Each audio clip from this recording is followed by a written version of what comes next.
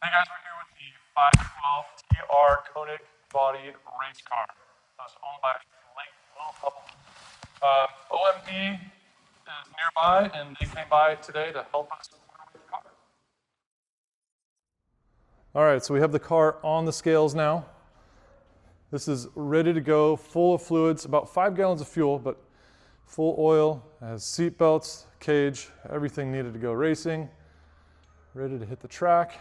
And it comes in at 2,963 pounds, 585 and 558 in the front, 892, 927. Comes out to about 39% front and 61% in the rear. So really good balance for this car to hit the track.